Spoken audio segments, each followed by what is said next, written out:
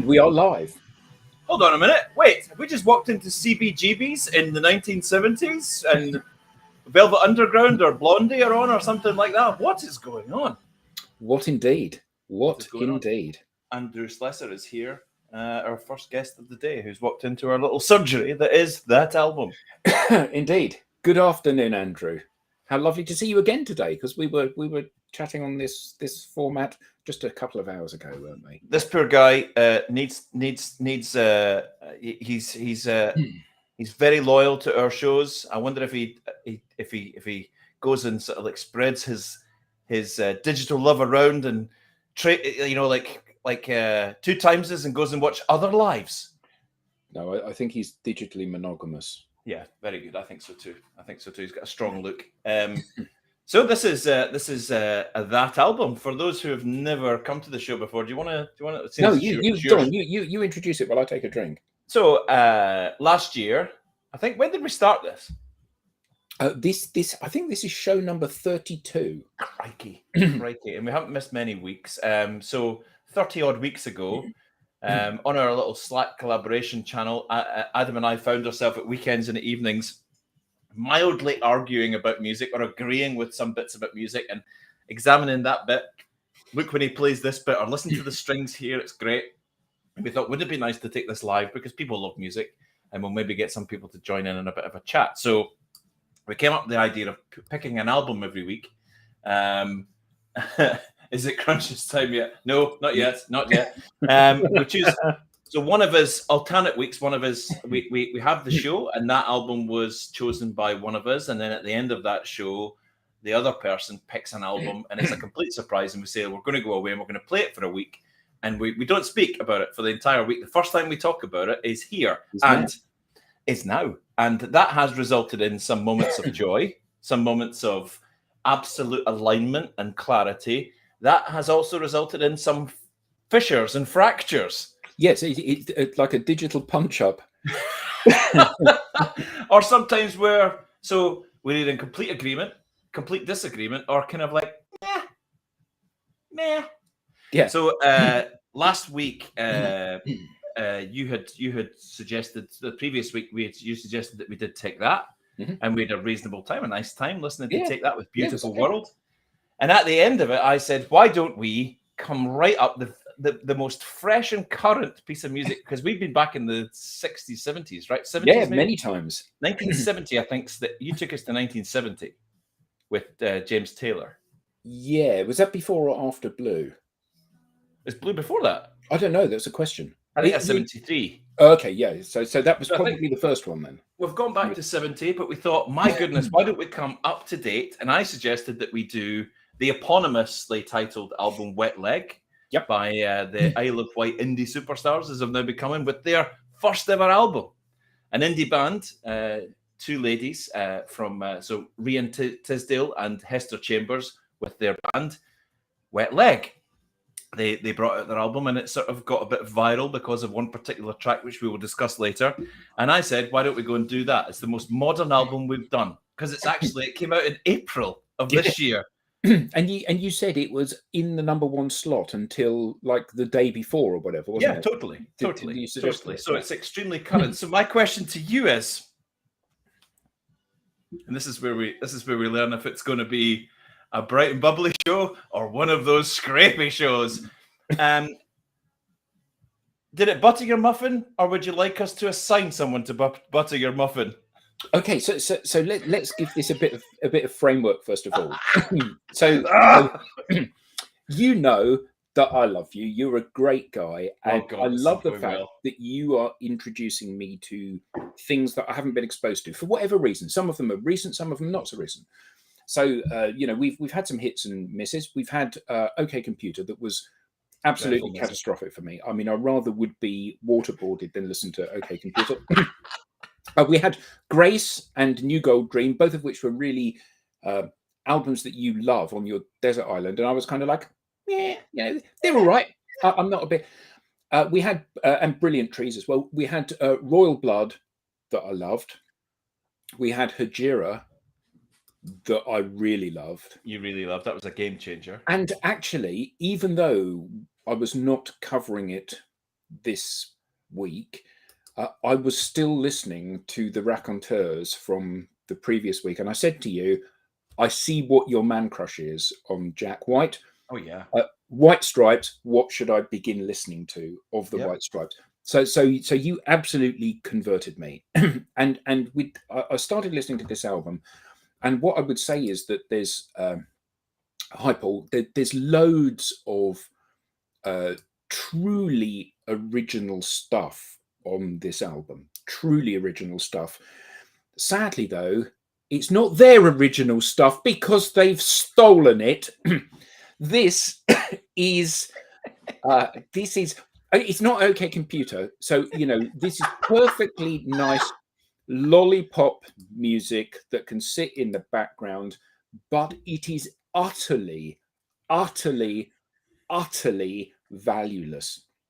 It is teenage, middle class, pretending to be angsty young people. And their music is so influenced by their parents' record collection, which we will go into, that the most fun I had listening to this was playing Name That Track from who they've lifted it from.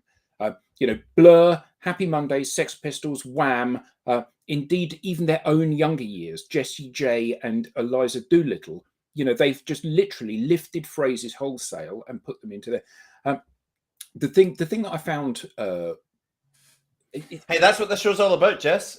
We don't hold back. We don't hold back. So I'm going to counter this with why he's completely wrong in just a second. and I shall look forward to hearing that. So John Lennon, Damon Albarn, even George Formby, pithy, funny lyrics. Yep. None of that here. The lyrics are shallow, repetitive, pointless. Oh, come on! At times, simply crass. And I'm going to swear on this show. When Alanis Morissette talks about fucking, it's entirely different to one of these girls does. There's just nothing in it other than vacuousness, and the lyrics tell me that they have just discovered sex and swearing. Anyway, over to you, Eric. Apart from that, for those who don't know, Wet Leg are a British indie rock band from the Isle of Wight, founded in 2019 by Rian, I think it is, or Ryan Teasdale and Hester Chambers. Sorry, Heather. Yeah, exactly. Sorry about the potty mouth over here. Their debut single, Chaise Longue, became a viral hit in 2021.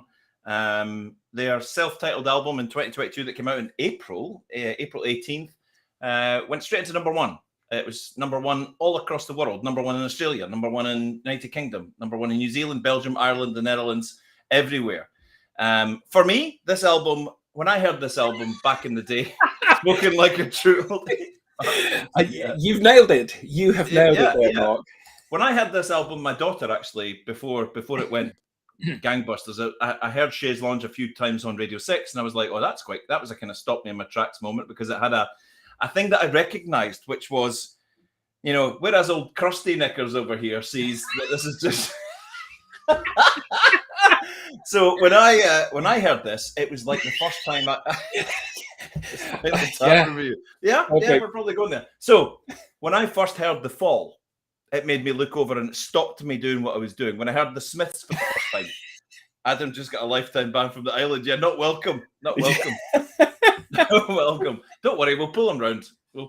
He hasn't said that he hated it. He just likes the fact that he says that they're a bit of a tribute band. But hey, it reminded me of the first time I heard New Order, Cocteau Twins, The Strokes, White Stripes, The Pixies, Arcade Fire, The Breeders. It made me go, ooh, what's that? There's a thing there. There's something about that.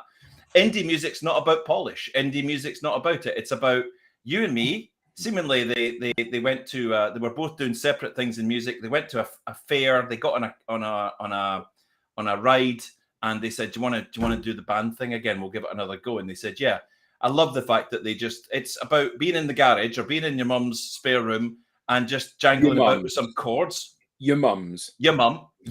Yeah, exactly. And I love that. It's where lots of bands started. It's in there. So let me see. Wet Leg. So let's let's not put too fine a point on it. Received amazing criticism from the music critics. Jedward did very well as well. I wouldn't hold any sway by that, though, mate. In another 5-star review from NME, Ryan Daly called it an instant classic. It rushes with liberating, infectious joy that makes you want to grab your own partner in crime and speed off an adventure where we too can make our own music. Oh, yes. You're singing from my song sheet there. Well, we're not doing Sam Fender then. Rachel Aroesti of The Guardian said it's a collection of 90s and noughties era indie that's dreamy, lush, and hooky. It's thunderous, it's laid with lyrics and blah, blah, blah. And it went on.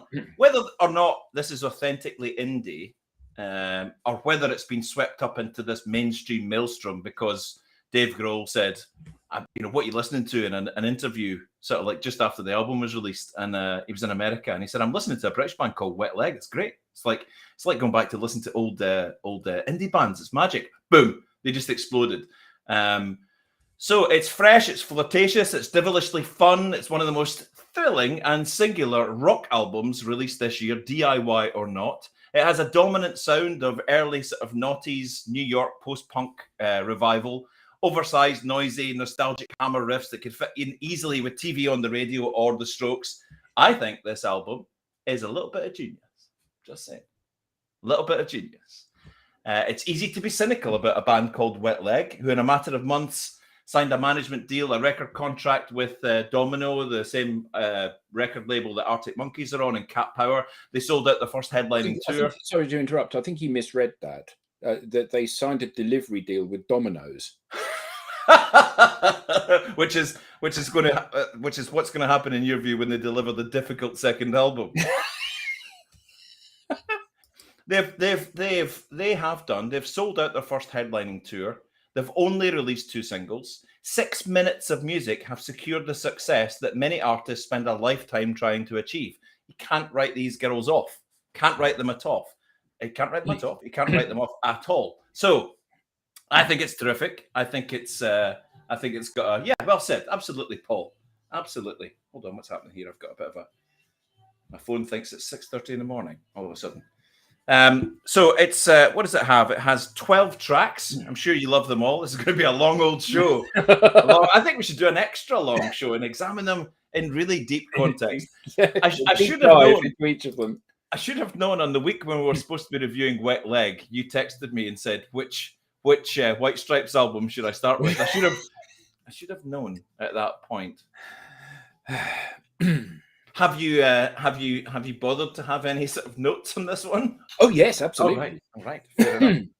Right, so I'm going to start with the first track. I think, Paul, have you been to see them? Paul Burgess, who's in the chat. Have you been to see them, or are you going to see them? If so, no. He said, and I've seen Jedward as many times as I've seen Wet Leg, because I mentioned Jedward once. So he's actually seen Wet Leg. How was it live? How was the Wet Leg experience? No, surely what he's saying is because nobody goes to see Jedward, do they? I think he has, because I know that he was going because he spoke about it in another show. There are other lives available. Oh, he's seen it twice, and are they? Oh dear! Oh, you should keep that quiet, really, Paul. Sorry. So he went to see them, and they were that good. He went again. And also, what I like about Paul is Paul does what I do, not all the time, but when I can. We go as a family to see rock music live, which I think is pretty cool. So I think he went with his family, the whole squad, to see Wet Leg, even though he's an old crusty, just like you. An old crusty with significantly more taste, it would seem. Oh my goodness me. Opening track, Being in Love.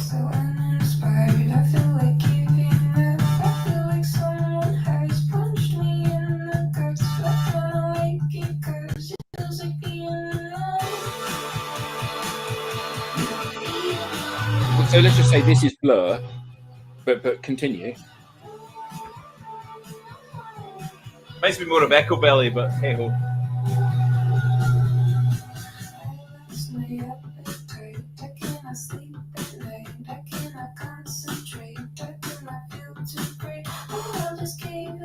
So you get this This is what they're all about: thumping percussion, jamming electronics, and driving guitar strums. So very basic guitars. That's what I like about indie music. They don't have to be guitar virtuosos. You can get away with knowing a bunch of chords and just putting it together and making interesting sounds.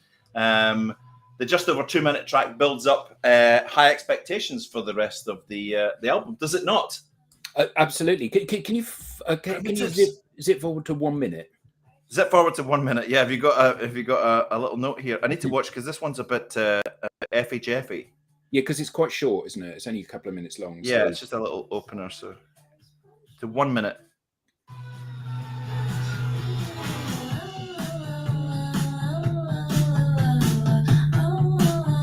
But this is exactly the same theme from a song, and I cannot quite grasp what. Anyone got it? Anyone got it in the audience? So it's that. Except this goes da da da da da da da da da da, and the other song goes da da da da da da da da da da da. Oh, what is that? That's familiar. Yeah, it's either Jessie J or Eliza Doolittle, or one of those from that era, kind of like round about the turn of the millennium. Let's have another listen. Breeders. Oh, wait a minute. Is it Cardigans? It is a Cardigans. Well done, mate. Well done. It is, isn't it? It is. It is. It is. It's like solving that puzzle, isn't it? It's Cardigans. That's exactly what it is. So I've written a piece of music and it goes da da da da da da da da da da da da da da da da, and I thought, because I've changed one note, I thought I could claim Beethoven's Fifth Symphony as my own. Oh, do you want to go there? Should we bring out ELO? Really, your favorite album of like all time? Should we dissect ELO again? I mean, the Beatles tribute album. For a week, I have been, and probably for a day, I listened just to the first track over and over and over again, desperately trying to work out who it was. So thank you. That earworm can now be expunged. Mark Murphy's point here. I would never, ever, note to self or note to everyone else, don't ever go up against Mark Murphy in a music quiz. That's a really good point. Yeah, that's a really good point. I do think though, and maybe this is my issue with this, is the fact that clearly a lot of the inspiration, and I'll give the benefit of the doubt here, a lot of the inspiration has come from their parents' record collection. Because lots of this stuff will have been from before they were born. Not the Cardigans, although maybe just. But some of the other stuff is. Yeah, there's Bowie in here. There's The Man Who Fell to Earth in here, isn't there? Yeah, and you know, so much of this is The Man Who Sold the World. Sorry, has been recycled, and I think it's a terrible shame. Mm-hmm. I think it's a shame because it's almost passing off. You know, I'm not saying that these people are without talent, because I don't expect that they are, but we're not seeing it, is what I would say. You are clearly on the meth again. That they don't have talent, that we're not seeing it. Anyway, so allegedly we can't see talent. The world disagreed with this next track. This is Chaise Lounge, full of innuendos. I went to school and I got the big D. Pop culture reference, Is Your Muffin Buttered? From the classic Mean Girls. Makes it a flesh and dabble into the multi-gene experimentation. Pop punk influences, fuzzy indie rock, it has it all, and it went absolutely gangbusters. Just before you play it, can I just put this earworm in your mind?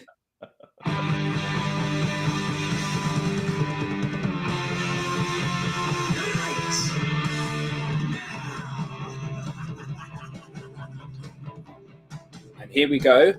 Here we go.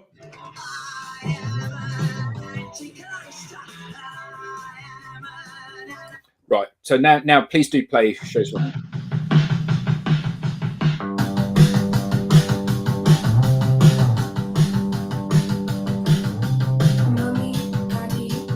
Oh, it's just so like the Sex Pistols. It's ridiculous. Well, actually, the guitar is exactly the same as is the drums. And the lyrics of this is, "Hey, everybody, take a look at me. I've got street credibility." It's Wham Rap. It's Wham Rap. It's Wham Rap. Very good, very good. The Strokes, Reptilia, spot on, because it's right in that kind of genre, right? Have a listen to this.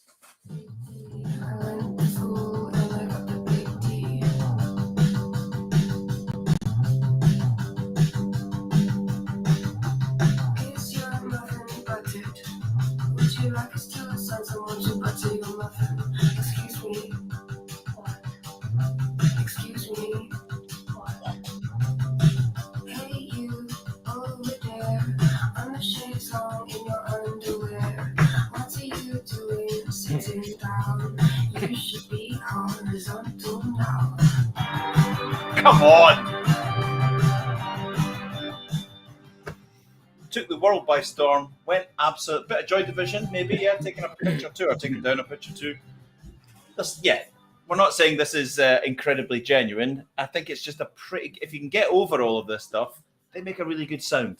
If you were in that bar with Paul having a beer, you wouldn't be disgusted by what you were hearing. You'd be tapping your toe. No? No, I'd be having a conversation with somebody to be about ELO. I'm really sorry for the fact that I'm annoying and going to cause you problems for the weekend, Paul. What I would say as a throwaway comment, or two throwaway comments. First of all, is I went to school and I got the Big D. Absolutely, one can only assume that the degree wasn't in creative writing or music. But there is an upside to this, because I, like you, thought that this was chaise longue, and in fact, the correct pronunciation is chaise longue. All right. Yeah. So I did learn something from this album. So for that, I'm ever grateful. Do you not think the lyrics are clever in this song? I'm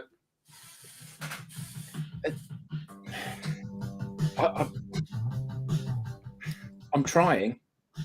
Very trying. The lyrics are really clever. Said in a simplistic way, said in a kind of like deliberately way, but it's pretty clever. No? Like I said, there are a couple of young girls that have just discovered sex and swearing. And there's got to be something fun in that, right? That they're having a great time. They're having a great time. Yeah. Even the best bands in the world had gibberish lyrics, right?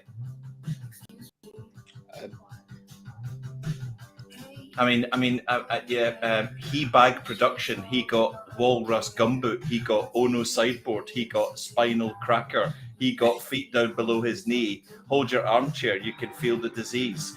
Could be lyrics from this album. Yeah. No? Yeah, just saying. He Wear No Shoe Shine. He got Toe Jam Football. He got Monkey Finger. He Shoot Coca-Cola. Yeah. Yeah. Okay. Yeah. All right. Maybe got one part. It's 10-1. 10-1. Man alive, it's going to be a short show. No, but you know, it's like who was it that said? I think it was Jess that said, "This is horrible. The best bit was the end.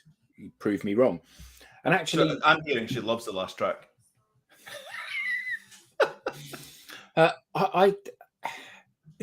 It's not like it isn't like OK Computer. You know, OK Computer was a really harrowing week for me listening to that album. This isn't, and I've been doing a bit of that. What you're doing then, you know, this has been playing in the kitchen whilst I've been cooking, and I've been cooking away to it, and I've been listening to it, and I have been very distracted by the whole Cardigans thing. So that has been a problematic bit for me. But the rest of it is like Spot the Track has been quite good fun. The Track has been good fun. And it's, you know, it's all right. It's harmless stuff mostly. Yeah, absolutely. Good fun. The next track is, I think, was it the last single to be released from the album was Angelica. It's got a great video as well. I particularly like this track because it has shades of Cocteau Twins in here for me in the middle of it.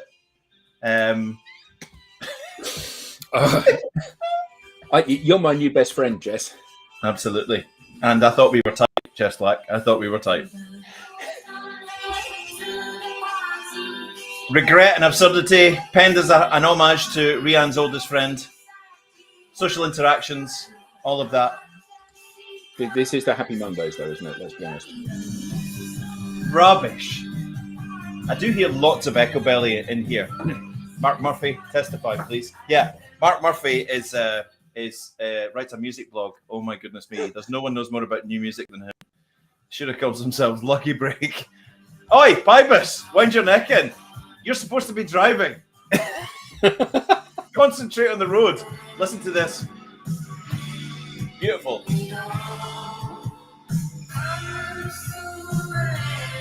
Yeah, a bit of 70s psychedelia going on there. Mamas and Papas kind of thing. Yeah. Oh. Cocktail Twins.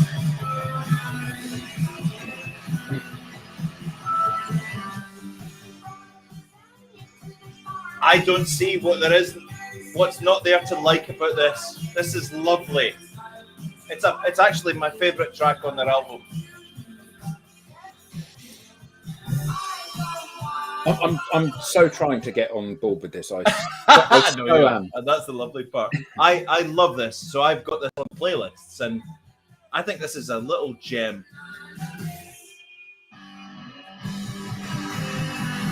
Voice of the Beehive. My goodness, where did you pull that from? Genius. This is right up my alley. A bit of shoegaze for Mark Murphy. That's the point in the concert where all the heads are down. What do you mean, heads down bobbing or heads like this? Heads on changing the track on their headphones because they're listening to something else. Yeah. Skip. Yeah. Just a little sense check for everyone. We are halfway through this show. Halfway through. I mean, I must say that this is, even though this, as you can tell, is not my favourite of albums that I've listened to, I'm actually really enjoying this. I'm enjoying the debate around this. It's so different from, because it hasn't got that that kind of blanket of depression that OK Computer was for me. Yeah, exactly. The worst musical experience of my life. Oh, but that's only because next week I was thinking we'd maybe do Tommy, so I can raise the bar for that. Oh God, maybe we should chuck in some Elton John as well. Why not? Why not? So that was Angelica, my favourite track on the album, and I think the last single. A blistering little track, absolutely beautiful. The new Just Mustard album, listen to, out today. I don't think it's going to go down well here for some reason, Mark. Don't think we'll be reviewing that on this show. Just got a suspicion. Yeah, but I am my viewpoint and my experience of stuff is expanding because look, I hadn't listened to the Raconteurs, and now I have, and they are in my. I might even go as far as to say. Do you remember the story I told on last week's show about being in the recording studio?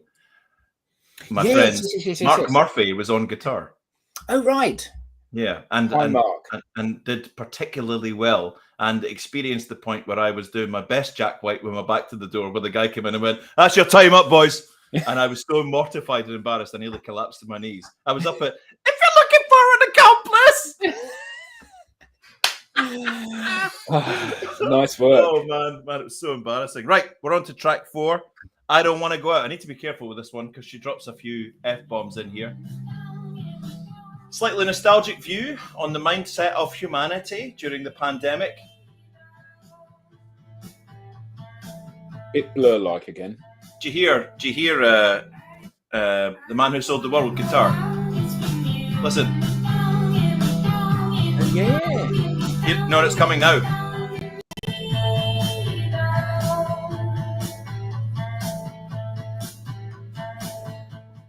Oh no, not me. I never lost control. So this one's a slight change of pace. It's about being locked in and locked down. Talking about normality resuming. They need to re-enter the world.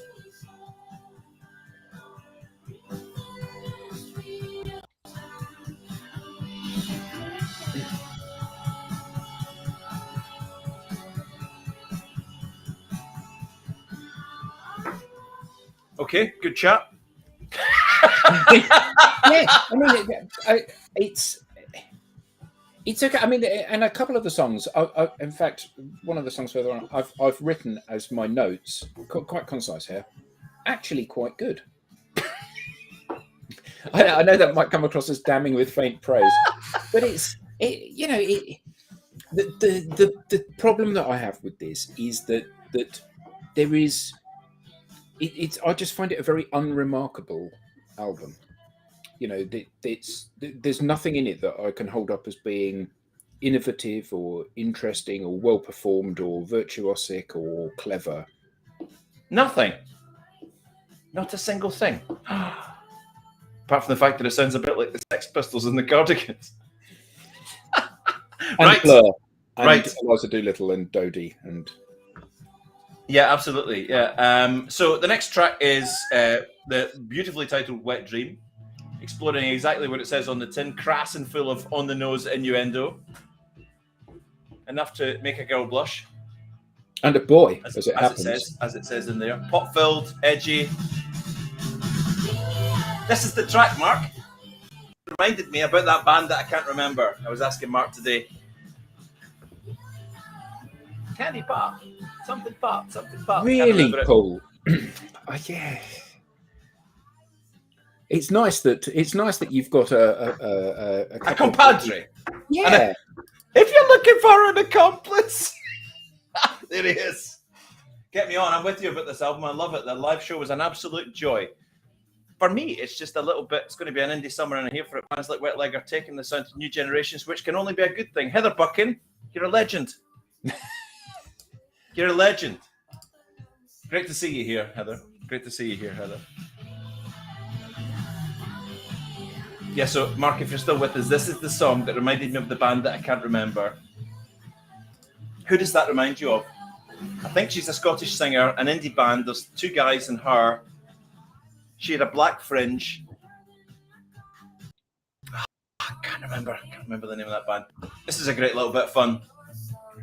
For some reason, it reminds me of, the chorus reminds me of like Gregory's Girl. Kind of, yeah. Oh, Harry Styles has covered this.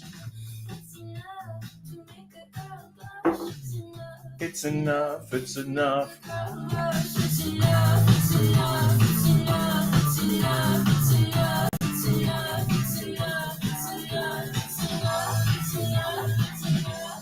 Yeah.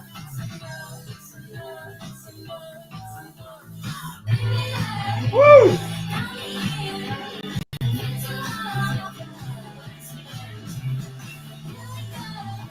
They were on Jools Holland the other night playing these songs, and I love the fact that when there's a lot of very serious artists on Jools Holland, and when they finish, they stand there and they don't get involved too much. Wet Leg finish their songs, turn around and all smile at each other because they're loving it. They're having such a great time doing what they're doing. Yeah. There was a comment earlier when someone said they should have called themselves Lucky Break. They can't believe their luck. That's what it is. Yeah, they can't believe their luck. Well, I suppose if you're a little garage band that's playing in your mum's basement or in the back of a pub that they've let you play for 50 quid as your rehearsal room, and suddenly you've got international stardom, sold out tour, and record companies going ballistic. Terrific. Right?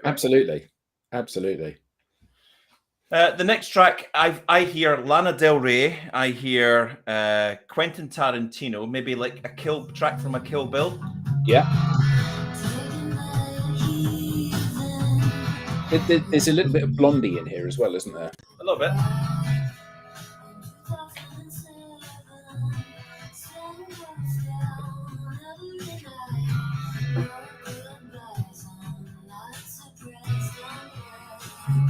I think that's a serious tug of the forelock to Lana Del Rey.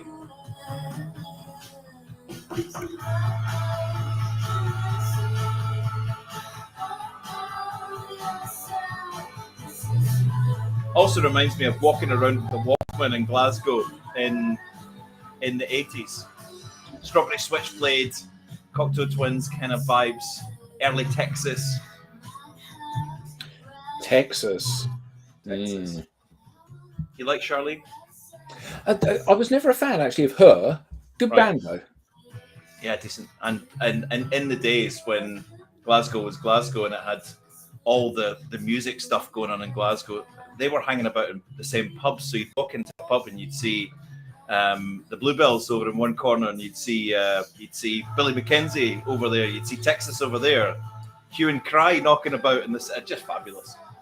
That's a really good point there from Jess, actually.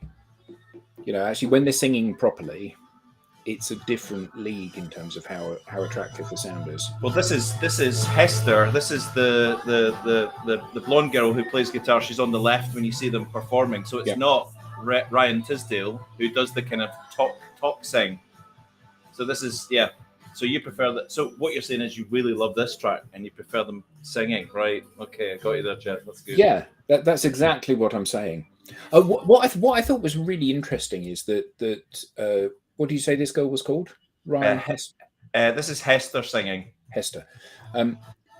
She seems incredibly shy, doesn't she? Because super shy. Every one of the videos, she's, when they're walking along together, she's got a hat pulled down so you can't see her face. That's her thing. So she stands for most of the time on Jools Holland with her back to the audience. She comes over and she says a little bit, and then she turns around, smiles sort of meekly, and then plays facing the drummer. All these little things, I think they're just lovely. They've got their own identity. Or you say their identity is actually made up of everyone else's identity. Yeah, a bit like that character from Red Dwarf, Legion. It sucks in the personalities from all those other people. No, but joking aside, they're allowed to do that, and those little quirks are really nice. But I can't help feeling that until we get to this song, they're not underpinned by any great musical ability, and that song actually is different. Yeah, totally. The next track, which is track number 7, is "Loving You." This was the one where I said actually quite good. Oh, right. Does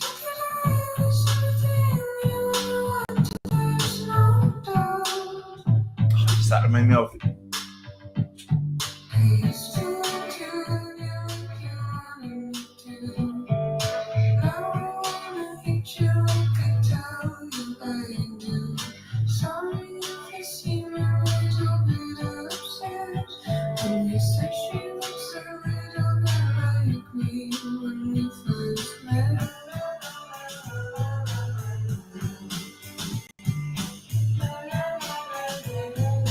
Nice little song. Nice little summery song.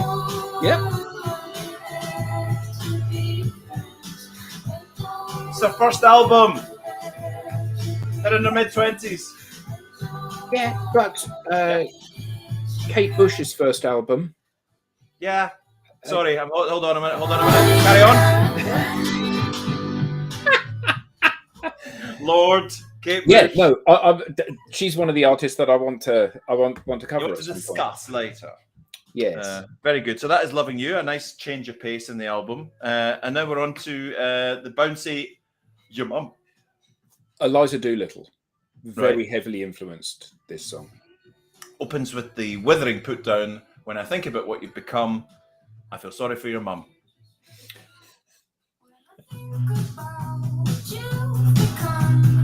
Yeah. And this actually has got quite clever lyrics, certainly in the first half of the song, and a great video for this. Terrific. The bloke who goes into the convenience store. Yeah. Fantastic video.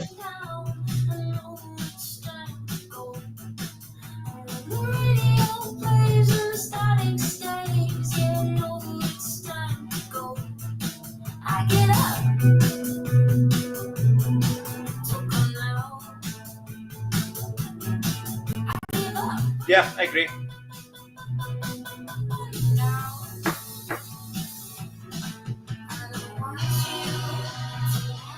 If you were to say sonically, what is Wet Leg? Get the bass going, do do do do do do do do do do do do do, and then start to sing or talk over it and get a little dum dum dum, and then when you get to the point where there's a big drop, both of you just go with downward strokes only, dum dum dum dum dum dum dum on the guitar. Now, there is a formula. Here it comes. It's the and the bass, and then 1, 2, 3.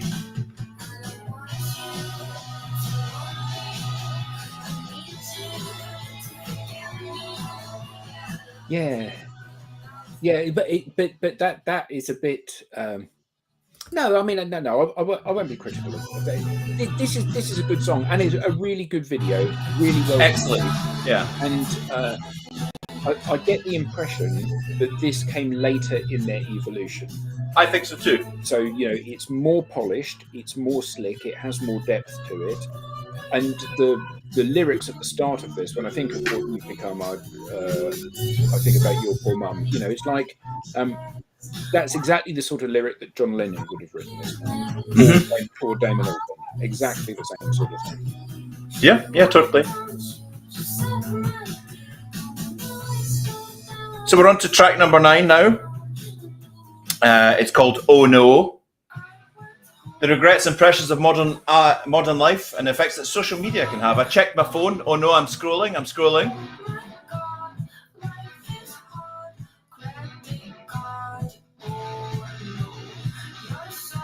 I imagine this isn't a favourite of Jess's. Jess and I are certainly on the same page with our review of this album. Exactly.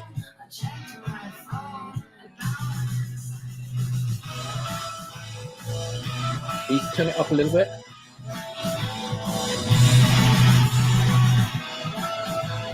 Park Life. Thank you. Saved me a job. Yeah, absolutely. Hey, I never said it was without flaw. I think it's a little joy to listen to. But you do have fun picking out the influence. Yeah, and like I said to you, this has not been a horrible week. Yeah. You know, well, it can't be because you've heard some of your favourite artists.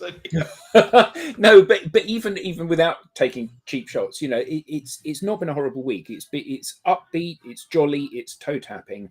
Absolutely, it is.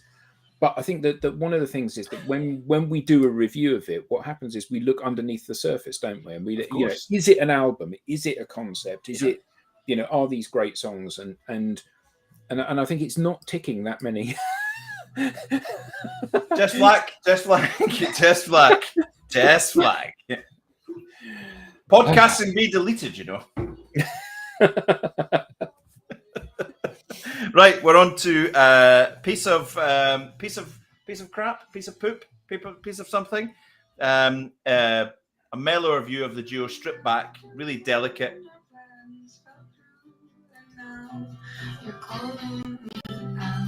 Guess I should have set the alarm a little earlier, 'cause now you call me up. Alright, I'm not enough. Could come off a Joni Mitchell album. Maybe. But I need to be careful with this one because it is a little bit. Well, we won't get banned. Yeah, will we? No, probably not. So that's oops. Nick Rayburn calling you halfway through a live show when you require your phone to be playing music's not a great thing. Yeah, I mean, I must be honest and say that although, as you know, I swear quite a lot, I do find it a little bit shocking still when I hear it in songs, like when I hear it from speakers from the stage, swearing, and I'm not sure that it's massively appropriate, particularly something which is catering for young people. That makes me sound really old, doesn't it? I think Victorian dad. I think any of the swearings that are motifs that are in here are perfectly in tone with modern life. And there are many things that I watch, and when swearing, like I'm watching, I'm well into and well deep, nearly coming towards the end of The Walking Dead, right? Yeah. And I think in modern society, swearing is a thing, right? Swearing is a thing. We all do it. You and I swear like troopers. We do, right? It's just part of normal life. And I think there was a time when I used to tell my kids, you know, when they were little kids, that there are other nicer words to use, and you'll hear horrible words at school and all of that. And they tell you to F off. Yeah, they do, absolutely. And now I've got a 17-year-old swear machine sitting outside this room who teaches me about expletives. But the fact is, I think it's part of life. And my thing about the Walking Dead is I watch some films or TV shows, and I think it's so homogenized and bleached and polished that it actually would have been more realistic if they just, if someone hits their thumb with a hammer really hard, they don't go, oh, for goodness sake. It doesn't happen. I would agree with that. Even the most refined of people, if they get stressed, if they get strung out, will drop a little bomb. And I think they fit it in perfectly, just like because it's in conversation. You see, I don't think that they do. And I think that's the point. I think it is. You think it's contrived? Yeah, I think it is shoehorned in. I think that it's, when you, because we did Jagged Little Pill, Alanis Morissette, parental advisory lyrics on the album. And I don't think that any of the swear words are out of kilter with the That's funny, Roberta. Yeah. Yeah, very funny. Yeah. Yeah, if only you knew, Martin. Yes, yeah, exactly. The 11th song is penultimate song, moves into bedroom pop territory as Wet Leg reflect on intimacies of relationships, mundane activities such as visiting the supermarket. There's nothing wrong with that. No, indeed. I get up some days, I feed the pigeons. Do you know, I was about to say it's not them visiting the supermarket, it's Damon visiting the supermarket. Isn't it? Do you know what? I never got any of the Blur stuff until you said it. I never got any of the Blur stuff until you said it, and I do hear now lots of Blur. Da, da, da, da, da, da, da, da. Yeah, I want to take you to the supermarket.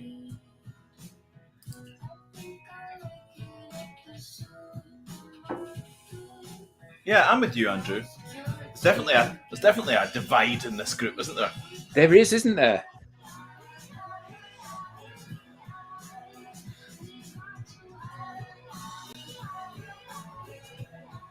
And you'll be interested or glad to know that we're hitting the very last song.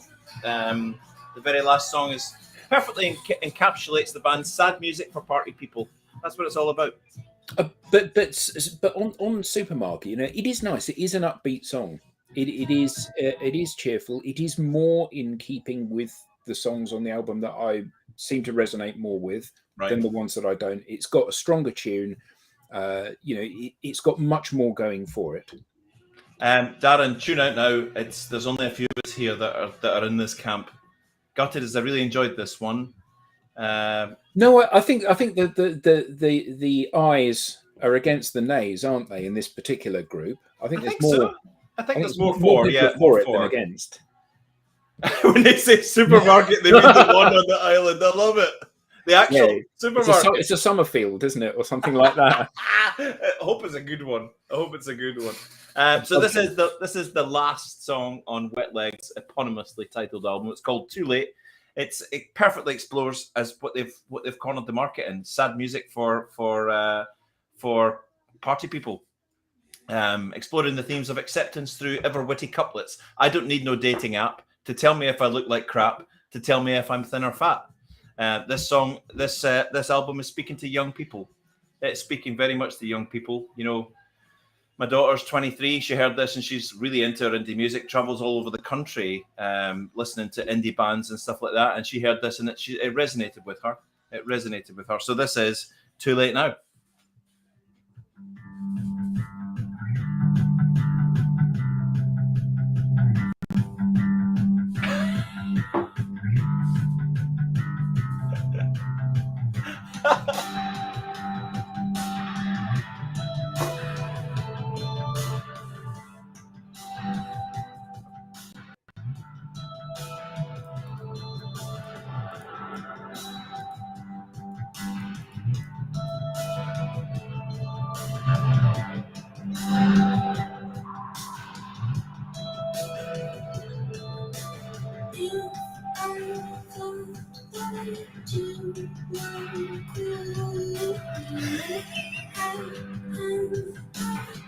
And what's wrong with that?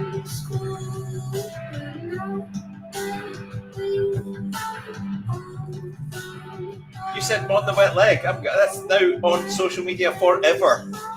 Matthew Pybus.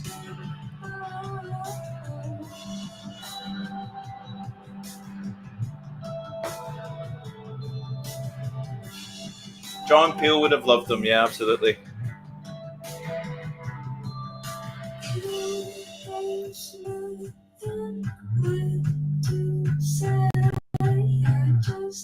Yep. There's a little YouTube clip for you. The only thing is, if it's on Corden, it's you have to watch the James Corden show, which is a nightmare for anyone. So, in conclusion, in this debating corner, I offer that Wet Leg's debut record is a little standalone indie masterpiece that transcends categorization with a hard-to-pin-down quality that sets the duo apart. The bottom line, Wet Leg are truly ones to watch. I think it only gets better from here. I don't think there'll be a difficult second album. I think some of the tunes that we're hearing, like Your Mum and Angelica, will pull through and become their sound. You have to concede that in this world of saturation and streaming, arriving with a little bit of a goonish novelty quality isn't a bad way to kickstart a career. They've got people listening, they're channeling their sense of humor, they're having a nice time. There's an angsty teen in all of us, and it's timeless in music, as Heather puts in there. They are far more dimensional than the infuriating, really repetitive song that has made them famous. And I think they're going to go from strength to strength. But as we found on this show, horses for courses, right? Yeah, and for me to come on here and talk platitudes about how I think they're a great young band and they show promise actually wouldn't be authentic. But as I said to you, I didn't find this a horrific experience, and so it's not like your War of the Worlds or my OK Computer, where actually this was. This was not pins under the fingernails. It was kind of okay, but I didn't find a depth in this, and it's nothing to do with the age of the band and the fact it's a first album, because what was it that we said about George Michael? He was 25 when he did that. It's like that's not the issue. I just think that it seems quite immature, I guess, is it? Not just immature in conception, but in execution. It's lacking some of, and it may just be that, let's be honest, the Isle of Wight is not the most cosmopolitan place in the world. Oh! No, I'm not saying that it's a bad place, because it's lovely, but it's like where I live. This is like England in the 70s where I live, and it is in the Isle of Wight as well. So there isn't the same diversity that people are exposed to. And I think that potentially, they've grown up in quite a sheltered environment, which is why it's quite simplistic music.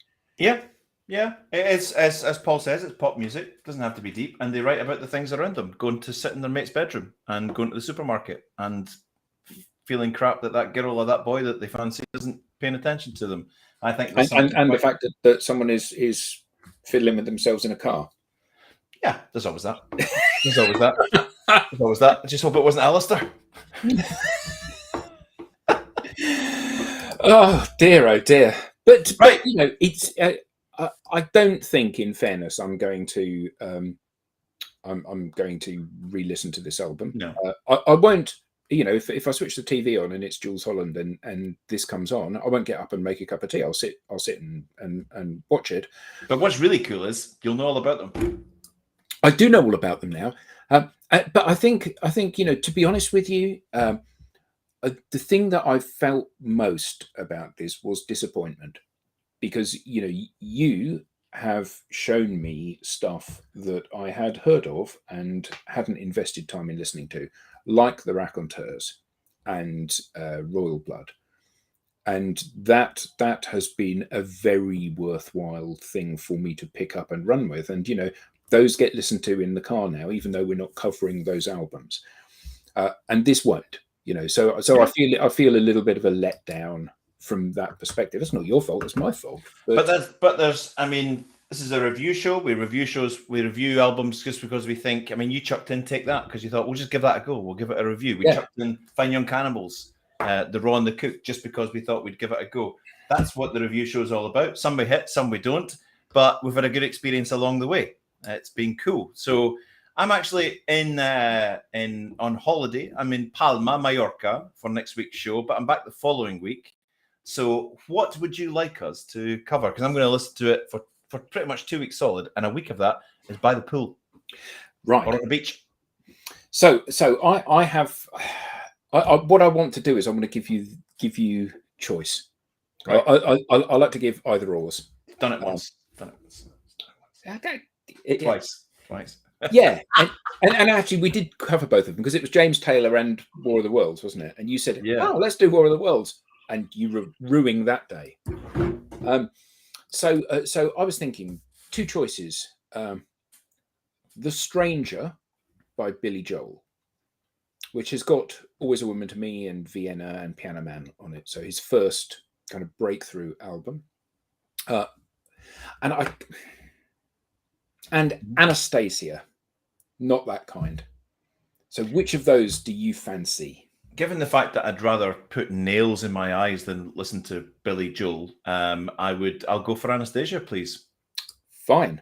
Let's do it. Anastasia, Not That Kind. Is that I'm out of love, set you free? Yeah. I love that. I love that track, and I actually really like Anastasia's voice, so that's going to be a good listen. So my tip to you is follow Anastasia on Instagram. Right. Because she is just, I mean, she's barking mad, but she is just lovely. So lovely. I love her lust for life. She's got really debilitating Crohn's disease and doesn't let it affect her. She just grabs life with both hands and just shakes it out. I love seeing her in interviews because she's such a huge personality. Yeah. I really thought we were gonna tug the forelock to the very sad news that Andy Fletcher from Depeche Mode passed away yesterday.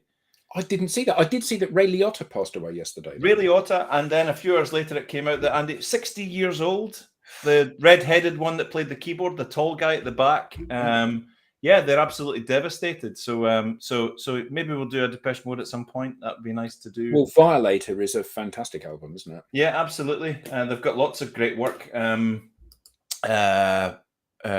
So we'll go with Anastasia, and I will see you back here in 2 weeks' time. So just let me check with you. Is Billy Joel a no-go area for you? Is it? Not at all. I would absolutely do that. I was joking.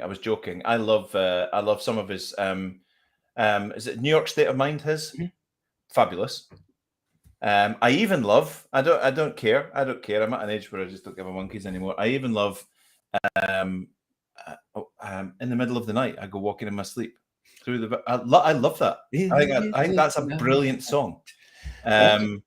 I've never listened to an album of his. I would, even though I like those 2 pieces of music, I would never. I would put that in the kind of Elton John category of like, is he Piano Man? Billy Joel. Yeah. Because that song makes me rip my skin off my face when I hear that song. Well, it did at one point in my life. Okay. So let's see. We can explore that later. There's an awful lot of albums to do before we get to that. If it's not my one goodness you want me. to try. Yeah, big time. But Anastasia, Not That Kind, upbeat, cheery, good fun.